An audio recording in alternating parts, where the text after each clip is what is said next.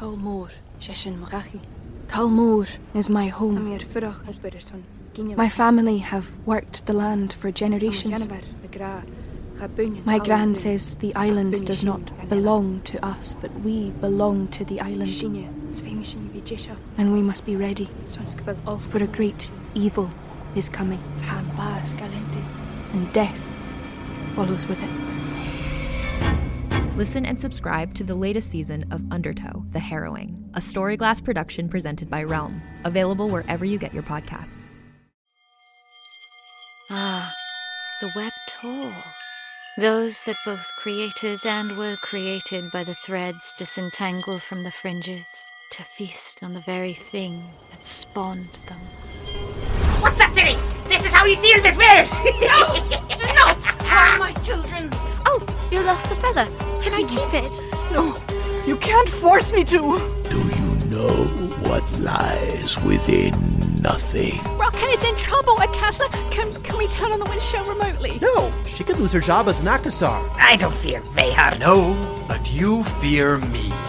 If you intend to trick me, I will not hesitate to sever the oath bond entirely. Why didn't you help me?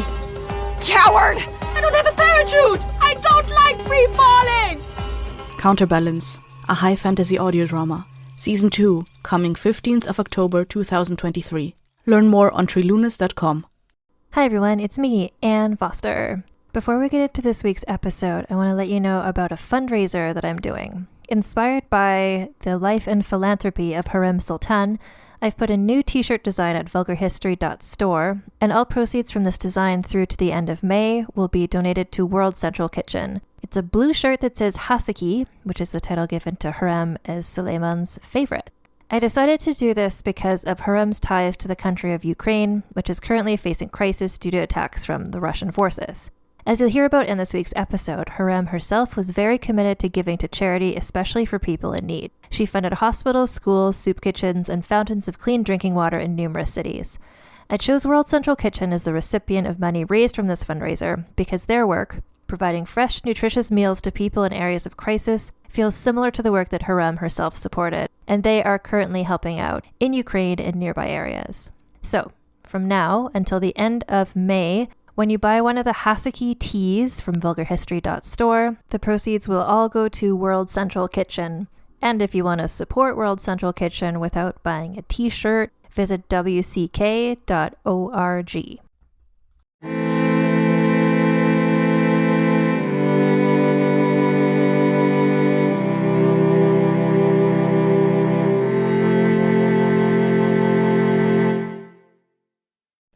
Hello and welcome to Vulgar History, a feminist women's history comedy podcast. My name is Anne Foster, and this is the second part of a special two-part episode about Hürrem Sultan.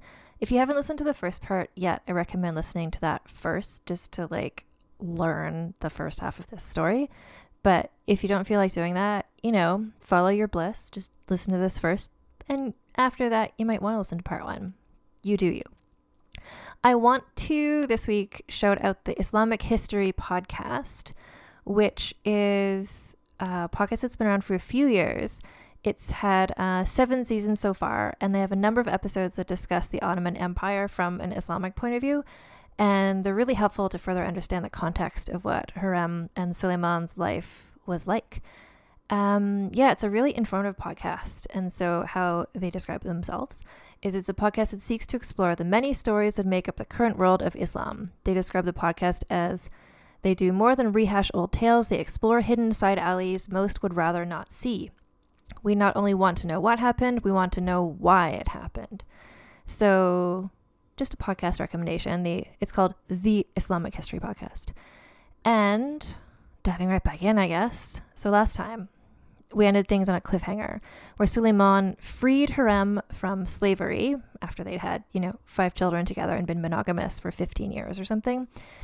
And he did that so that he could marry her. And what happens next? You are about to find out.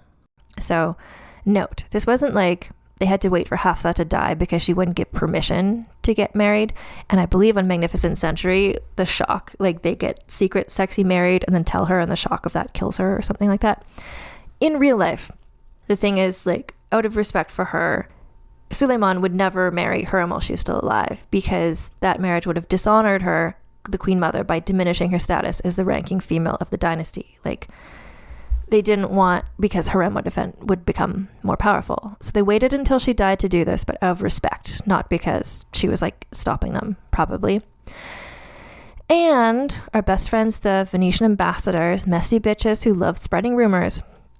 So 15 years after this marriage, one of them wrote a letter to the Habsburg emperor claiming that Hürrem had refused to have sex with Suleiman unless he married her, aka the Anne Boleyn maneuver, which is possible, but that's also leaning into the whole like Hürrem is this like person who uses sex to manipulate Suleiman, where it's like at this point sex can only manipulate someone so much, really, one would think. I think this is more just like they were a pair, they were a full partnership, and to like, well, they wanted to make the partnership official, which couldn't happen until she was freed from slavery and they were officially married.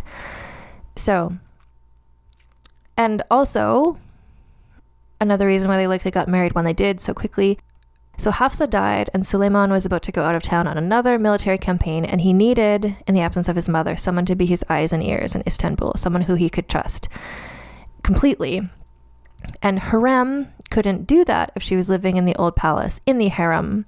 By marrying her, she was able to, by marrying him, she was able to set up a second living space in the new palace, allowing her to be closer to the pulse of politics, as with their son Mehmed, who was just turning 13. And this was another significant break from established customs.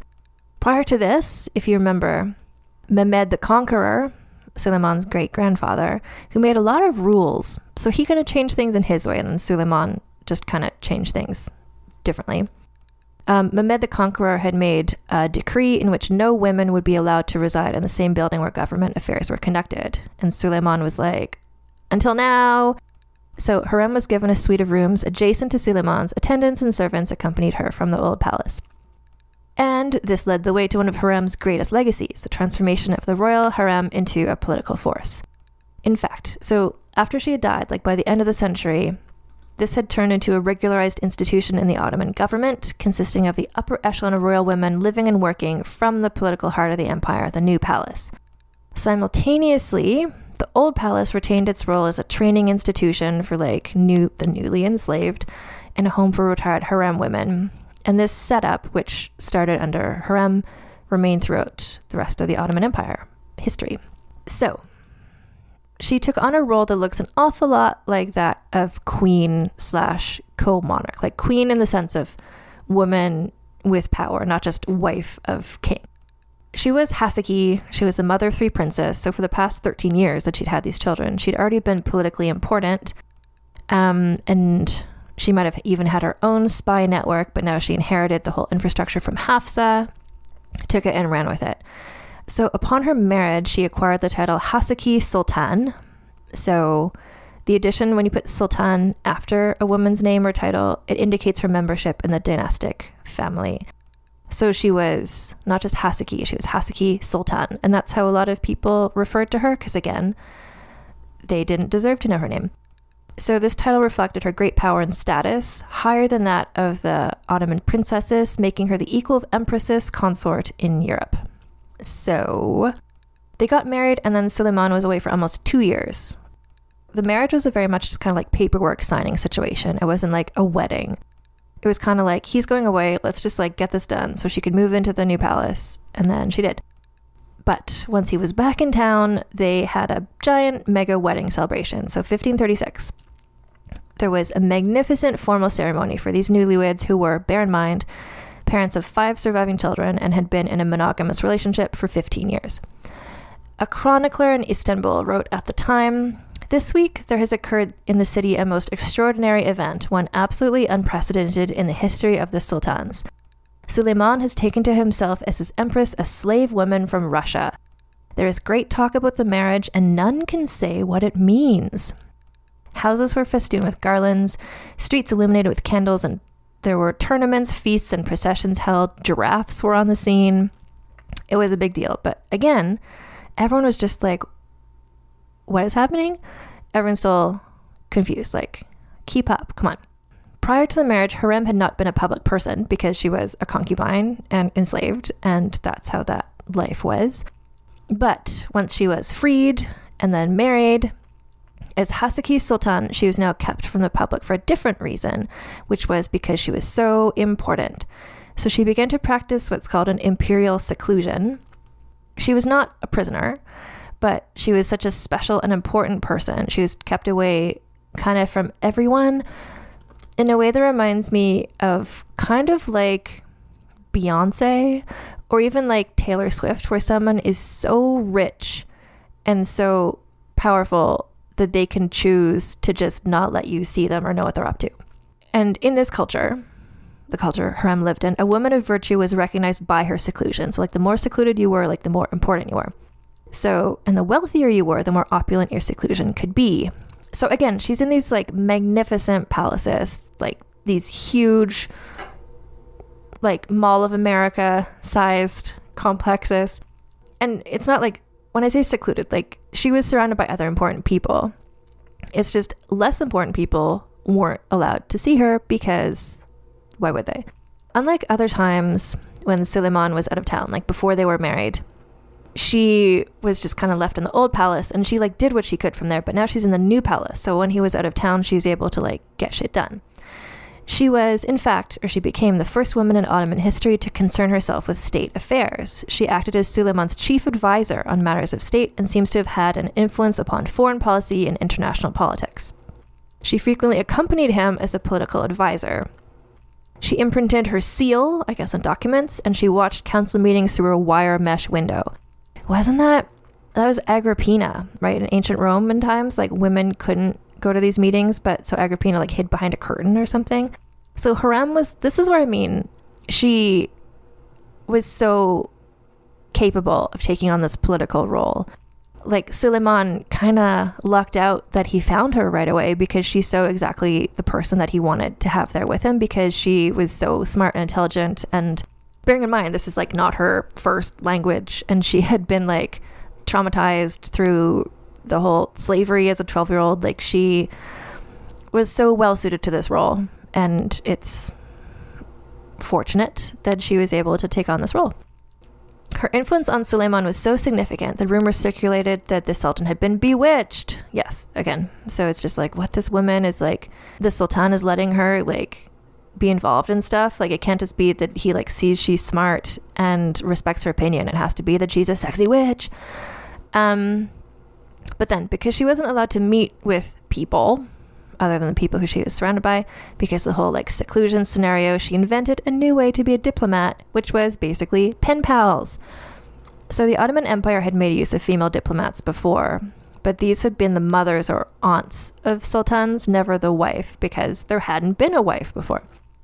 So she couldn't go in person to do like, you know, a little trip to Poland or whatever. So she started writing letters to help her husband build alliances and keep peace. One of her pen pals was the King of Poland, marking the first and only time in the Ottoman Empire that a woman from the dynastic family exchanged letters with a foreign king.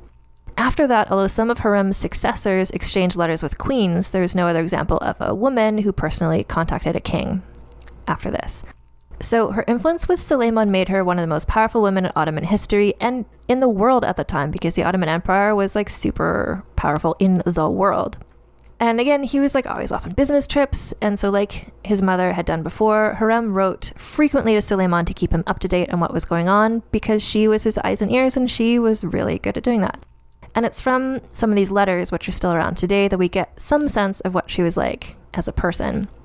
And it's interesting to see because people who've looked at these letters describe how the first letters kind of show she's writing in like cautious Turkish, like she's still learning that written language. But as the years go by, she becomes clearly fluent. Her writing style is lively and affectionate, showing why she was given the name meaning joyful. Even as she reached the pinnacle of political power, she never lost her sense of playfulness. Having looked at translations of one of her letters, I would say I would agree with this assessment that her writing, not unlike that of Britney Spears' Instagram post captions, has been described as cryptic and hard to follow. So she wrote often about the health of their youngest son Cihangir, who had ongoing health issues. They're being treated by the doctors, and so she knew Suleiman would want to know about that. She also wrote affectionately to him. Here is, I'm going to read, an excerpt from one of Hürrem's letters to Suleiman, which is just like, anyone who's ever missed somebody will get this.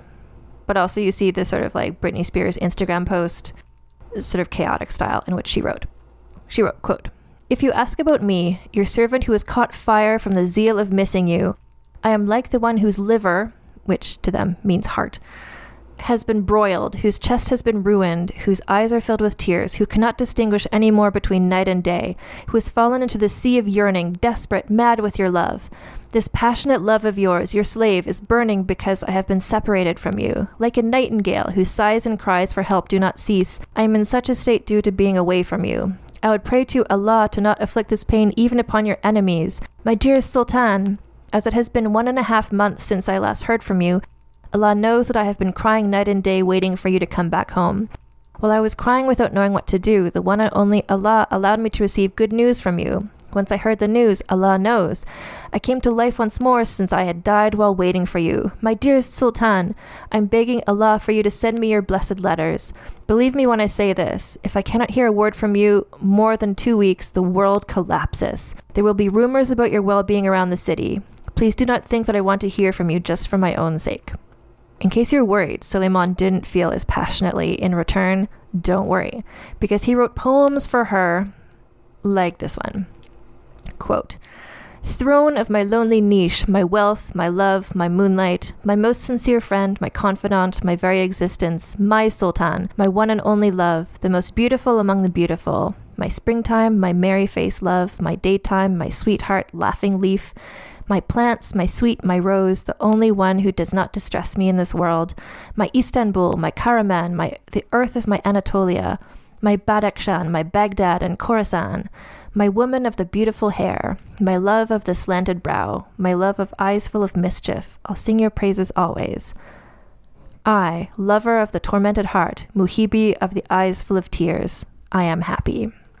I mean, if I say that I ship it, like, what's one level above that? This is like Pedro y Inez level, just like shipping it. This is like Kourtney Kardashian and Travis Barker, just like two people who are so in love and just like can't stop being happy about it. So, however the relationship began, e.g. with her enslaved and him as the Sultan, she was freed, they had been married, and they were basically equals. He was the most powerful man in the Ottoman Empire. She was the most powerful woman. They were parents of 5 and obviously still madly in love with each other years after they had gotten together, which again, can't emphasize this enough, was so confusing to literally everybody. Our pal, the Venetian ambassador, wrote, "Suleiman's love was the reason that the Janissaries and the entire court hate Hürrem and her children likewise, but because the Sultan loves her, no one dares to speak." And certainly, the Janissaries, especially the ones who had been spending time in Manisa with Mahidevran and Mustafa, sided with them against Hürrem because Mahidevran's main goal was still for Mustafa to become the new Sultan. So they would be downplaying Hürrem and her children to make them seem less suitable to inherit. But Hürrem had no time for the haters. And shortly after Suleiman's return from yet another military campaign, she began planning for her first philanthropic building project. This was like just after their wedding. So, as the wife of the Sultan, Hürrem recognized that she should give back proportionately to her own wealth and power. And the Islamic religion has charitable giving as a core tenet and obligation, as does Christianity and Judaism, and these are the 3 religions practiced across the Ottoman Empire. Also, sort of cannily, giving back to charity was also a way for the subjects to feel closer and more appreciative towards her, especially given her unconventional role and background and how people thought she was an evil, sexy witch, etc. If anything would win the hearts of the Ottoman subjects in a lasting way, it was a building that offered benefits to ordinary people. And also, this is a culture that disapproved of physical representation of the sovereign on statues, portraits, or on coins. Yes, you will notice there's been no coin minting moments here. So monumental architecture was the most obvious demonstration of wealth and influence. What is called a foundation, which at first I thought meant like a charitable foundation, but this basically means a group of buildings that she commissioned to be built. So a foundation, it's like laying the foundation for building. So her first foundation included a mosque, 2 religious schools, a public water fountain, and a women's hospital. And the location and timing of this architectural debut mark her maverick status in the culture she's living in. So usually philanthropic giving was the privilege of mature political motherhood. Like somebody would do this when they were the mother of the sultan, not the wife, because again, there had not been a wife. But she was just like 34 years old, life just getting started. Her foundation was the first in Istanbul, donated by and called after a woman. It was called the Haseki, after her, the way that was the name that the people knew her by. It was the first foundation constructed in the builder's own name by a member of the current royal generation. Like people built stuff to honor their ancestors, but not themselves until now.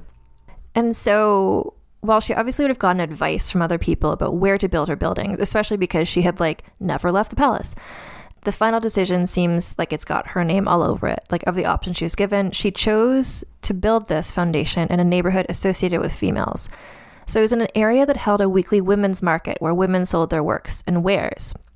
Ottoman culture meant that this is phrased as like women's relationship with communal spaces remained limited. Like women couldn't just go anywhere. So like this women's market was a place where women, entrepreneurs could sell their stuff to other women. So this is a place called Avrat Pazar. The women's market was an important urban area for women. And so she built this structure that was of great benefit to the women of this neighborhood. So they could pray in the mosque, they could line up for the water fountain, they could get food from the soup kitchen. The area in which it was located in modern-day Istanbul is still officially known as Haseki. I think the foundation itself is still there too. There are, again, if you look up Istanbul tourism, there are so many buildings from this era still around. It's just all kinds of beautiful mosques and buildings. And Hürrem funded this herself because she was now free and had her own money.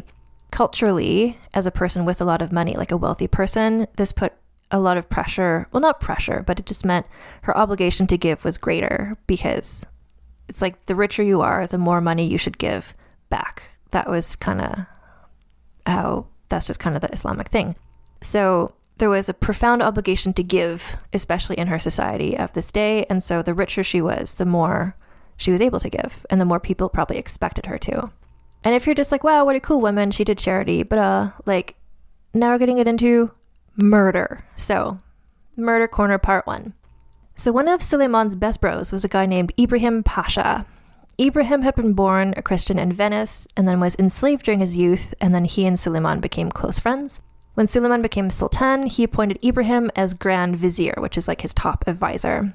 Following the death of Hafsa, the 2 most important people in Suleiman's life were Hürrem and his best friend Ibrahim. And so, kind of reasonably, and we've seen this in so many other stories, these 2 were likely rivals for which one of them would he listen to, especially if they didn't agree on the advice they were giving. So the thing with Ibrahim is he was very successful in his role, and allegedly as his power grew, so did his arrogance. And maybe because he didn't like Hürrem, he supported Mustafa as Suleiman's heir rather than the sons of Hürrem. So at just around the same time that Suleiman returned to Istanbul and there was the big wedding festival, he ordered the execution of Ibrahim.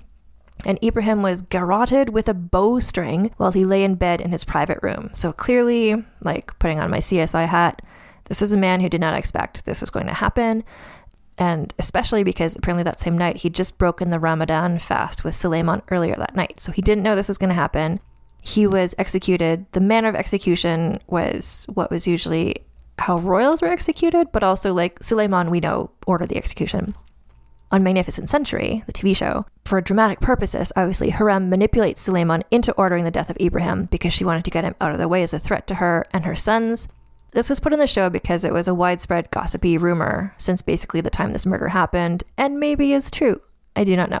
Again, it's just kind of like, how much did Hürrem just like manipulate Suleiman like a puppet, and how much did she just explain things to him and then he made his own choices? Whether she convinced Suleiman to kill Ibrahim or not, the death of Ibrahim was a good thing for Hürrem because that was one less person for her to worry about getting close to Suleiman, made her have more power because his attention wasn't being spread, and one less supporter of Mustafa for her to worry about. And so there's no contemporary evidence she had anything to do with this, but like, of course there's not. Like, why would there be? Like her personal diary, like, "Mwahaha, here's what I did." Like, if she was involved, why would she leave clues? So then there were 3 other Grand Viziers in 8 years. I guess he was like trying out different people for the job. And then eventually Suleiman selected Rustem Pasha, who is his son-in-law, the husband of their daughter Mirama, to become the new Grand Vizier. And this was yet another break from protocol. Like, Suleiman did nothing other than break from protocol, apparently.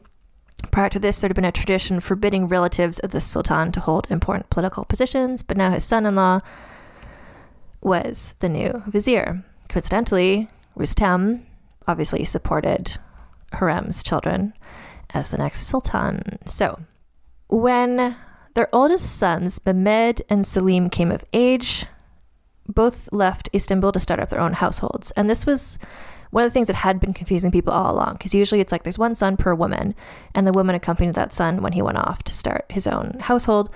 But they're like, but she has more than one son, so which one is she going to choose? So she chose neither of them.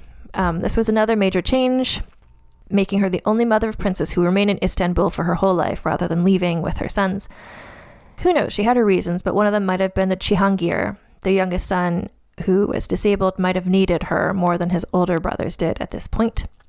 And then, 1543, their oldest son Mehmed contracted smallpox and died in Manisa, aged 21.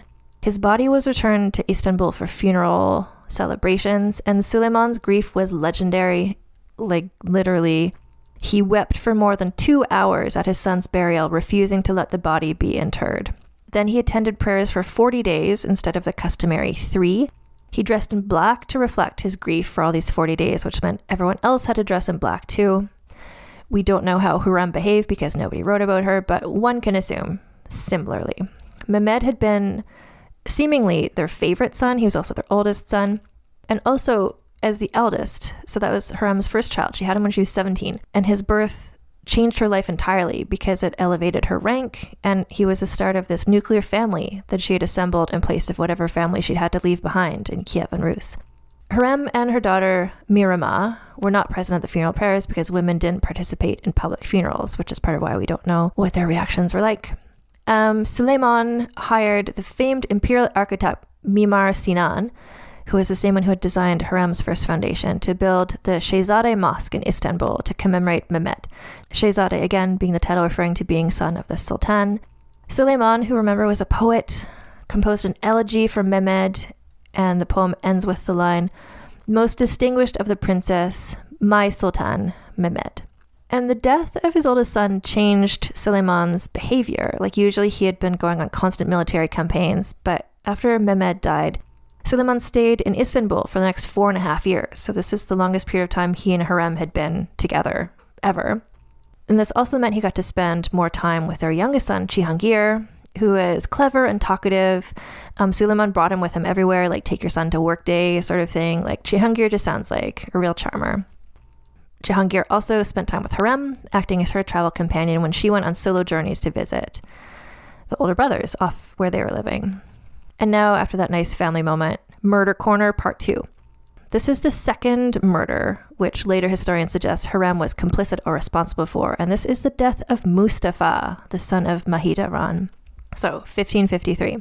Suleiman has been in power for 34 years, and his son, Mustafa, aged 38, has been governor in Manisa for 20 years. Mahidevran's still there with him, doing amazing, clearly, because there's so much support from Mustafa. One part I haven't mentioned yet is that Ottoman sultans were often paranoid that their grown sons might rebel against them, and for this reason they would sometimes manipulate their sons to become drunks and playboys too busy fucking around to be a threat. Not so with Mustafa, who was well respected and, again, 38 years old, like an adult. And he'd been in the same place for so long, so he'd really developed a lot of good relationships with the people in Manisa, as had his mother. And the people around him were encouraging him to overthrow his father to become the new sultan. So rumors/information reaches Suleiman that Mustafa has been scheming against him. Apparently Mustafa is even referring to himself as sultan. And so Suleiman, what can he do? He orders the execution of Mustafa, although we don't know if Mustafa actually was scheming against him or not. But we do know, so as per the article that I used for reference from dailysaba.com, Quote, although he was courageous, Mustafa, he lacked two qualities that were more important, patience and cautiousness. So what does Hürrem have to do with this? Well, the thing is, like, did Hürrem frame Mustafa to make him look like he was doing this secret scheming? So the theory goes, like, Hürrem maybe conspired against Mustafa to frame him for treason with the help of her daughter Mirama and Mirama's husband, Rustam Pasha, the vizier. So they wanted to portray Mustafa as a traitor who secretly contacted the Shah of Iran. So allegedly, acting on the orders of Hürrem.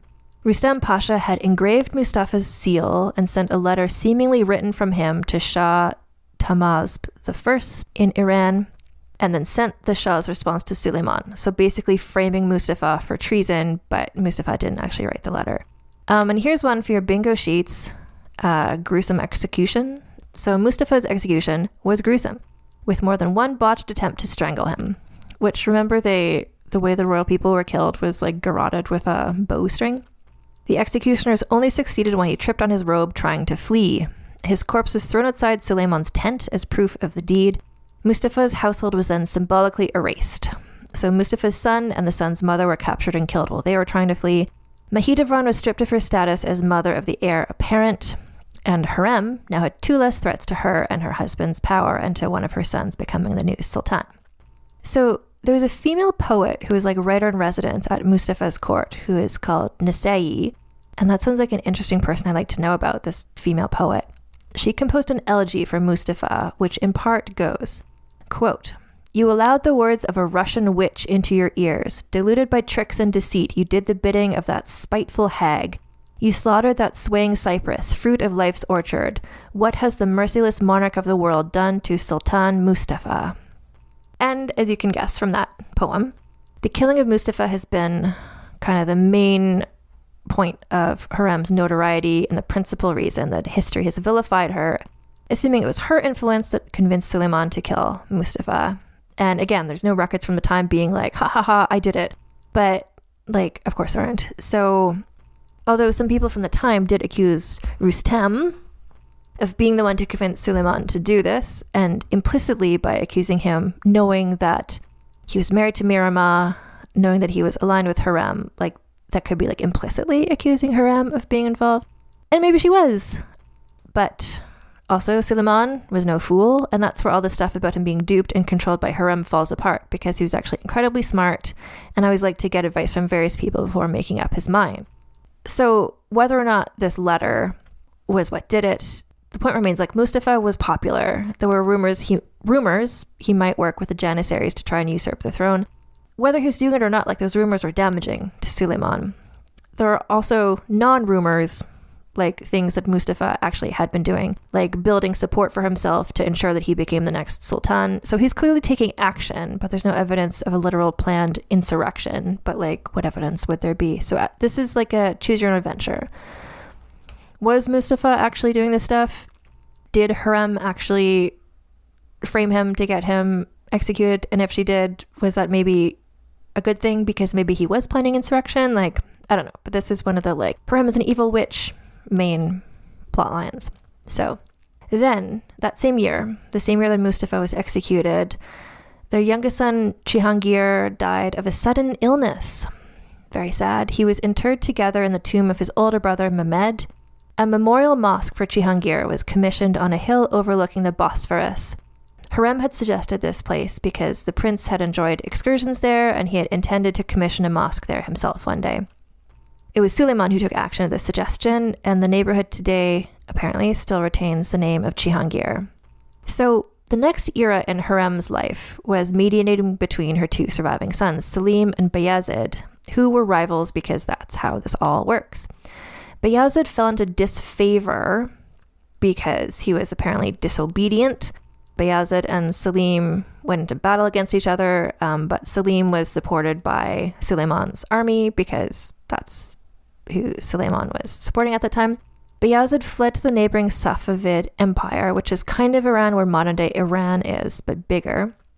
And there the emperor received him lavishly, but Suleiman kept demanding that Bayezid be put to death for betraying him. And eventually Suleiman paid enough money that the Shah there agreed and allowed Bayezid's execution by agents of Suleiman. This leaves us, just to like round up. Hürrem and Suleiman had 2 surviving children, Mirama, their daughter, and Selim, their son. But while this drama was happening, Hürrem continued with building philanthropic foundations and writing letters of diplomacy. So, the building she built. She built a mosque complex in Adrianople, which is modern-day Edirne, Turkey, and Ankara. She commissioned a bath called the Hürrem Sultan bathhouse to serve the community of worshippers at the Hagia Sophia in Istanbul. She also established a public soup kitchen in Mecca, as well as one in Jerusalem called Haseki Sultan Imarat, which was a public soup kitchen to feed the poor, which was said to feed at least 500 people twice a day. The charter deed to this complex, the one in Jerusalem, hailed Hürrem as the quintessence of the queens among women, the Zubaydah of her time and age, who is unique and to whom there is no second queen in prosperity and good fortune.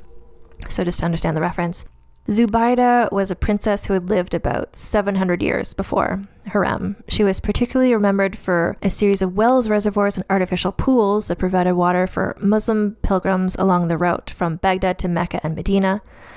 This route was renamed the Darb Zubaydah in her favor. Fun fact, the exploits of her and her husband, Harun al-Rashid, form part of the basis for 1001 Nights, the like famous story.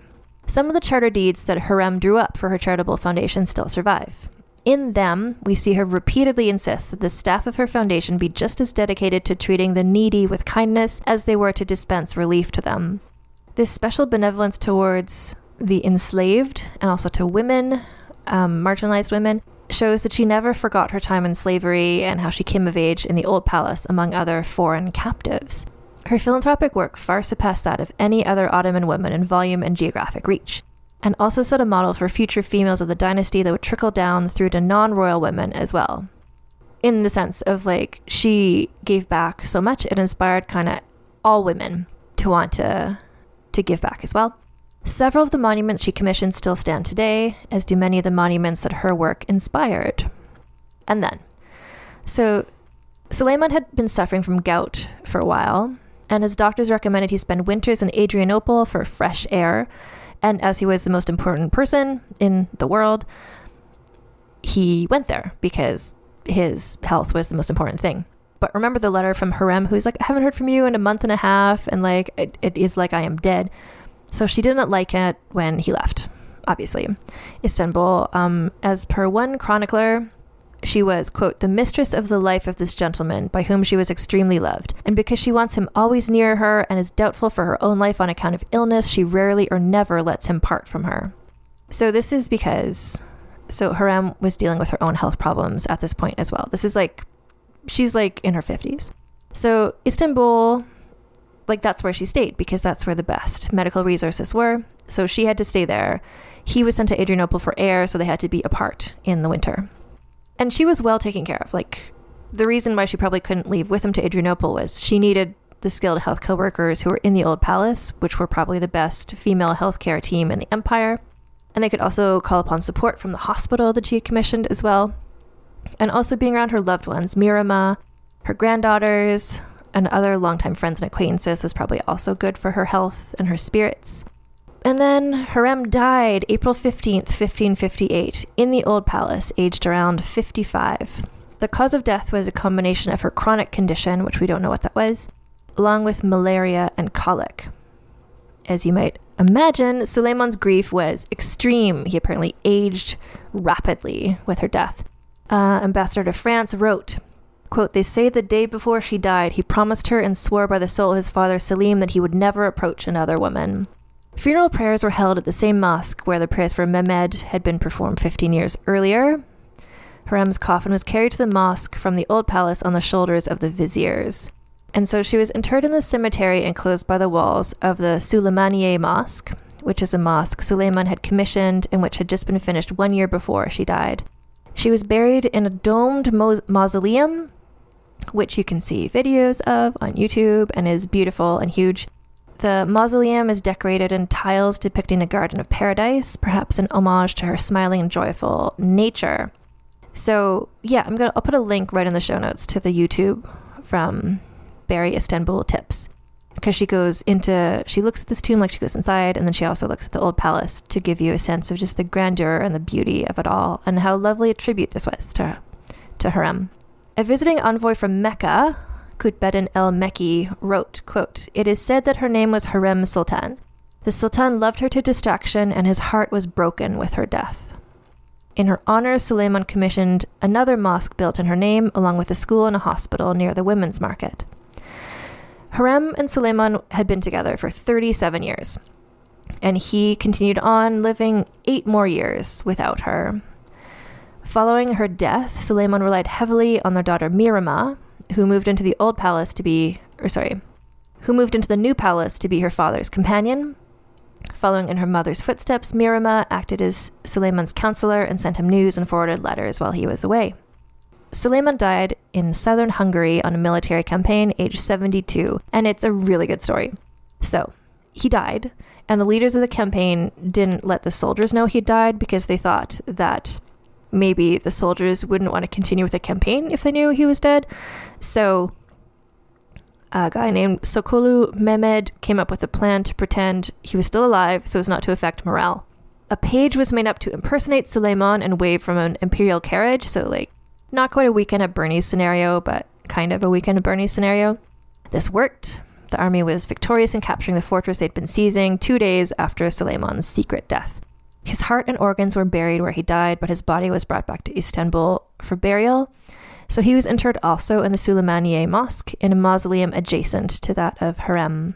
Their only surviving son, Selim, became the next sultan. He was, as per every story we've ever done, where a woman is amazing and smart and clever and fights tooth and nail for her son, he was pretty useless, and he was known as Selim the Drunkard. But the real power behind the throne in his era was actually in the hands of his sister, Mirama, who is truly the heir of Hürrem psychologically, and Mirama's daughter, Aisha Humasha. And then, so a 150-year period of time, beginning with Hürrem moving to the new palace, like starting with that and then 150 years from then on, is considered to be the reign of women, as Hürrem's heavy involvement in politics and the changes she implemented paved the way for other influential women to follow after her. During this period, women close to the reigning sultan, mothers, wives, daughters, and consorts, exercised exceptional power, often determining domestic policy, negotiating with foreign governments, and acting in the role of regent, as well as leaving architectural monuments to their success. As such, the new palace Hürrem that she created did continue on, but after her death, it was overseen by the queen mother. So no other reigning couple were allowed to come to power after her and Suleiman. Like there was never another person in her exact role. Again, although other women did take on political power, as I just described. So some of the precedents that Hürrem and Suleiman set that continued on included a more peaceable system of identifying the next sultan rather than the brothers all killing each other. Her diplomatic work helped modernize the empire, where treaty negotiations became as challenging and significant as victory in battle, and domestic will occupied as much of the government's attention as conquest. Bolstered by the reforms Hürrem and Suleiman introduced, the Ottoman Empire would sustain itself for another 350 years. Their daughter Mirama would become the greatest of Ottoman princess philanthropists following her mother's example. Mirama amassed a huge fortune from her dowry and inheritance, which she used in the construction of buildings and the endowment of charitable foundations. She maintained her influence through many reigns because, to no one's surprise, Selim the Drunkard did not last super long. When she died in 1575, her nephew, Murad III, had her buried next to Suleiman, an honor not even granted to Hürrem. Hürrem Sultan is the subject of many artistic works. The first of these came just 3 years after her death, when French author Gabriel Bounin wrote a tragedy titled La Sultane, and this was the first time the Ottomans were introduced on stage in France. She has inspired paintings, musical works, operas, a ballet, plays, and several novels, written mainly in Russian and Ukrainian, but also in English, French, German, and Polish. In 1999, the town of Rohytin, Ukraine, erected a bronze statue of her. In 2007, Muslims in Mariupol, Ukraine, opened a mosque to honor Hürrem. And then, of course, she was portrayed in TV miniseries. So first there was a 2003 Turkish miniseries called Hürrem Sultan. And then she was a primary character in Magnificent Century, which again, you can find on YouTube and is so good.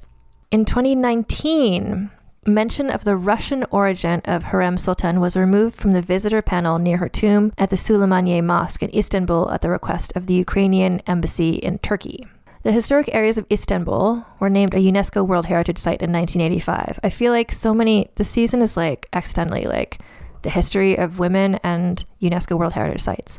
So the areas that are considered part of the historic areas of Istanbul World Heritage Site include the New Palace, the Süleymaniye Mosque Complex, and the Shehzade Mosque Complex built from Mehmed. And the Haseki Sultan Complex, the first foundation she commissioned, is still in Istanbul, as are most of the other buildings she commissioned throughout the Ottoman Empire. In fact, the hospital that was constructed by Hürrem, Haseki Hospital, still offers its services to sick people today. And now, time for some scoring. So, well, first of all, the Lady Jane Seymour Memorial Award for Outstanding Supporting Performance. Past recipients, Lady Jane Seymour, obviously, Thomas Keys, Tunga, Pedro, and I'm going to give this to Suleiman because he loved Hürrem so much. He respected her. He saw all that she was capable of, and he relied on her. Like, because of their relationship, they were able to keep on top of domestic affairs as well as while he was on military campaigns. Like, he trusted her and he loved her so much, and I'm going to give him this award because she was able to achieve everything she did because of his unending support. And this is the outstanding supporting performance. It's not just like best boyfriend award. It's like someone who supports the main character of one of these podcast episodes. And Suleiman supported her in everything she did. Like, even though people are like, ooh, is she an evil witch? Ooh, did she murder these people? He's just like, I don't care. Like, she's great and I love her. And I love their love. So the Fredigan Memorial Scandaliciousness Scale. I feel like this might be major. Scandaliciousness. There's two angles to this. The first angle is, like with Malincine, the behavior that Hürrem, like what she did, was scandaliciousness to the people at the time because it was so opposite of what the protocol usually was, in the sense of like, she was monogamous with him. They got married, like that. Usually that stuff is not considered scandaliciousness, but in this instance it is, because that was scandalous to people at the time. But then also the scandaliciousness of like, did she kill these people? Like, she was like, did she do a sexy dance to get his attention? Like, the whole way that people thought she was an evil witch and stuff. Like, I feel like there's a high amount of scandaliciousness. I'm going to give her, I hope this isn't controversial, but I'm going to give her an 8 for scandaliciousness. I'm not giving her top marks because we don't know if she was involved. Like, and the two murders, like, it's arm's length. It's like, did she convince him to then order the murder of this person that was then done by someone else? Like, she's not, like, her hands aren't dirty in the scandaliciousness, which could just be because she was so good at it. She kept herself uninvolved. But that's, I would say, scheminess. And this is where I feel like she's going to get high marks. So, first of all, the fact that she, like, was thrust into the situation in the harem. But again, scheminess being like a quality that I support and value. Like, the fact that she saw what was going on in the harem, realized like, okay, the fact that she like became fluent in Turkish, the fact that she figured out all this like Downton Abbey level etiquette stuff, but also the fact that she showed her aptitude to the point that she got the extra training, the fact that she somehow, either through her own scheminess or through the scheminess that got her to get somebody, like, that got her the attention of someone who would be her patron, like, that she was brought to the attention of Suleiman.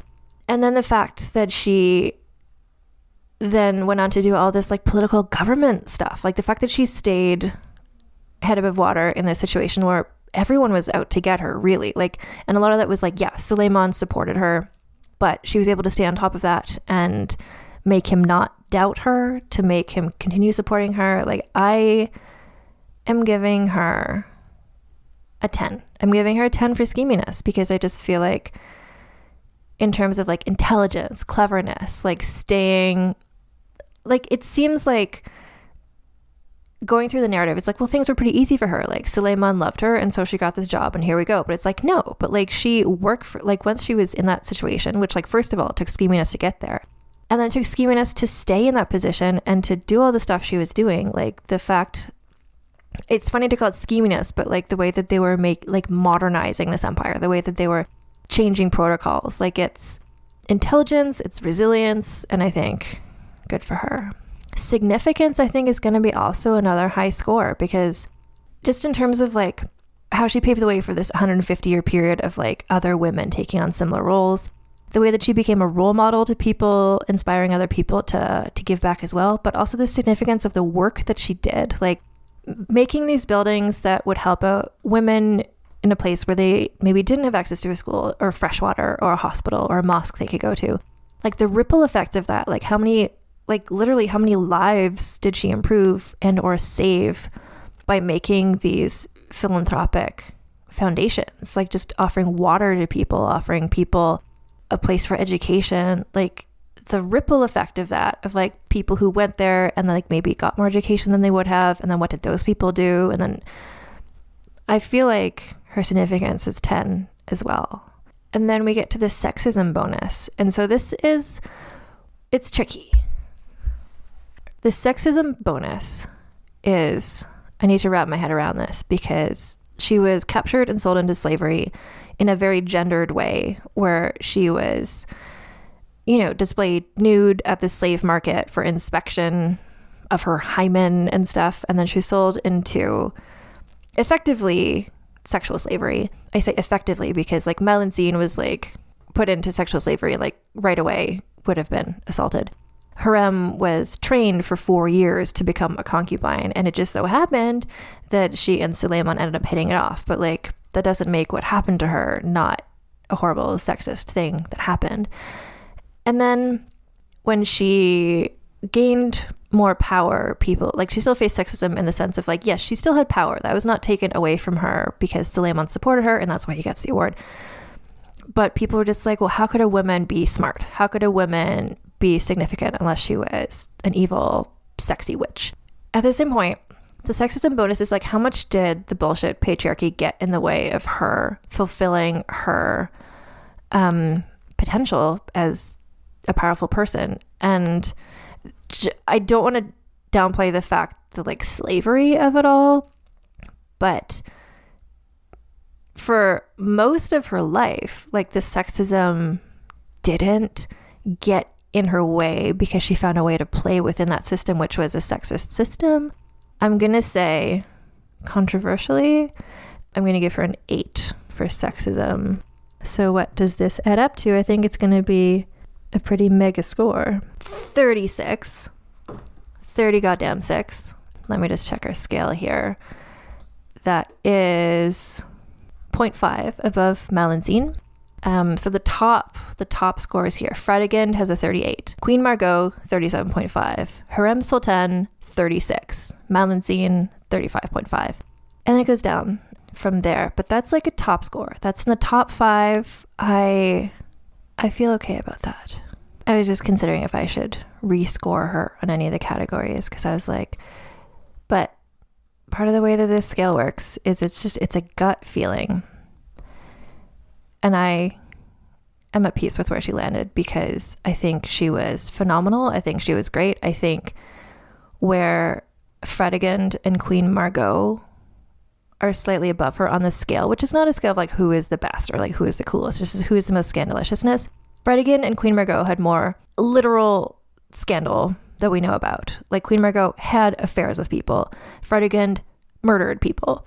Like Hürrem Sultan, it's like there was rumors that maybe she did, but we don't know for sure that she did. So she's making up a lot of her points on significance. She's making her points on scheminess, sexism. Like her scandaliciousness is high, but it's not.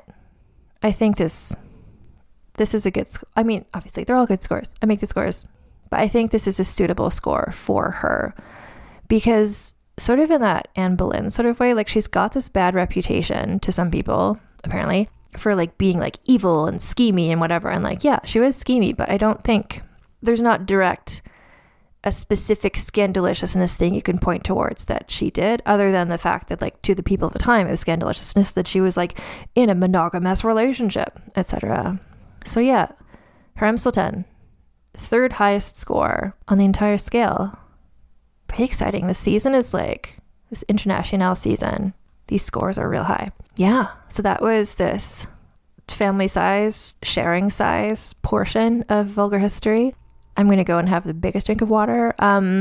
But yeah, reminders of a couple things. So if you go to vulgarhistory.com, in the top corner, there's like a little button. It looks like a little microphone or something. And that's where you can click to send an email to me or to suggest somebody who you think would be good to cover on a future episode of Vulgar History. You can also give me those suggestions through Instagram. My DMs are open. We're at Vulgar History Pod on Instagram. I'm also on Twitter at Vulgar History, and you can email me as well, vulgarhistorypod@gmail.com. Because yeah, I love the suggestions coming in. I also love if you give me a suggestion with like a few words and or sentences about why this person is interesting or cool, as people did when they suggested Hürrem Sultan, and thank God, because like what a saga.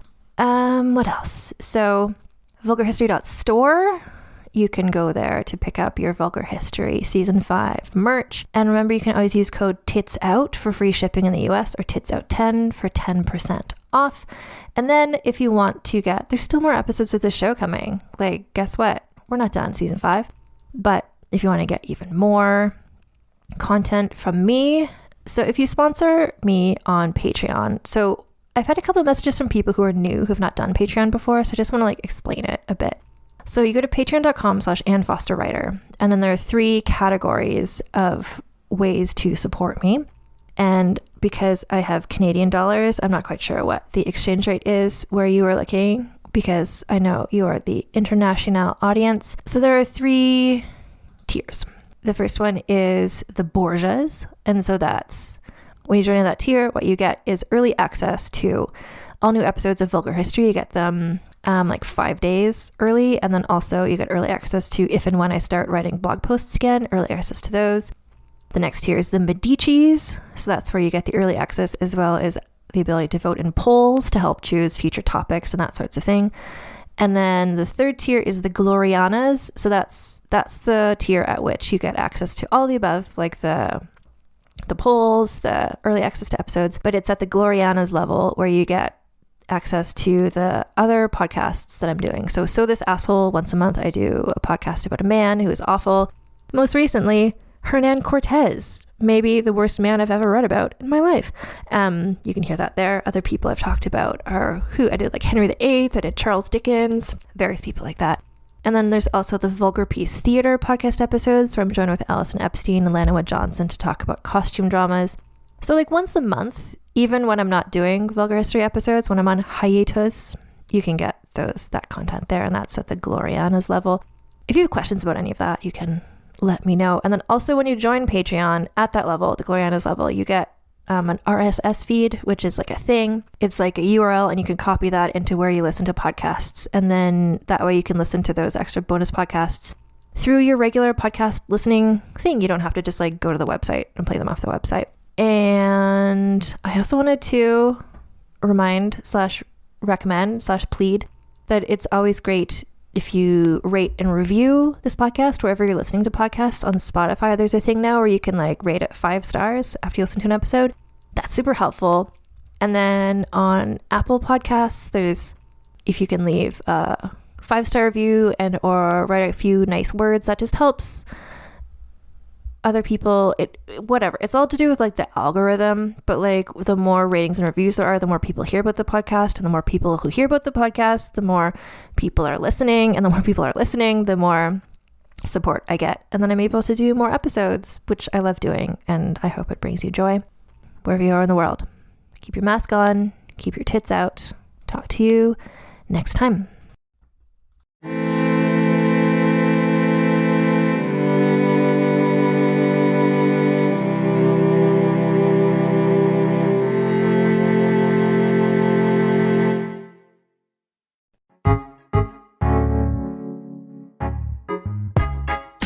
I'm Laura Cathcart-Robbins, and I'm the host and creator of Only One in the Room podcast.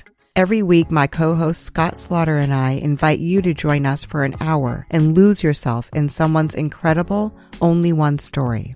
We talk to the realest of real people, dealing with issues like infertility, addiction, human trafficking, and body shaming. Oh, and we want to be fair, so we talk to some celebrities too. Oscar winners, New York Times bestselling authors, supermodels, and even the most decorated U.S. Winter Olympian. Everyone is invited to share their only one story with our listeners. This podcast is for anyone who has ever felt alone in a room full of people, which is to say that this podcast is for everyone. Download Only One in the Room wherever you listen to podcasts today. Do you know what lies within nothing? No. Do you know where it ends? Do you want to know? Yes. Counterbalance, a high fantasy audio drama. Season 2, coming 15th of October 2023. Learn more on trilunas.com.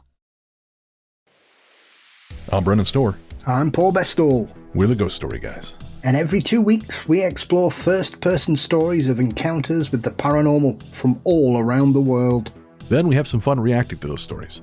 We like to say our goal is to scare the hell out of you, then make you laugh. Belief in the paranormal is not required. All you need is a love of great storytelling and curiosity about the world around you. Subscribe to the Ghost Story Guys now on your favorite podcatcher to hear episodes like High Strangeness in Chicago, The Mystery of Missing Time, and The Haunting of Vietnam, along with dozens of others. We've talked about mythical bridges, doppelgangers, haunted seaside towns, and so much more. Remember that story about the guy who was trapped inside a dream and something was hunting him? That was upsetting. Yes it was. Want us to help ruin your sleep? Come find the Ghost Story Guys on Apple Podcasts, Spotify, and everywhere else fine podcasts live, or at ghoststoryguys.com.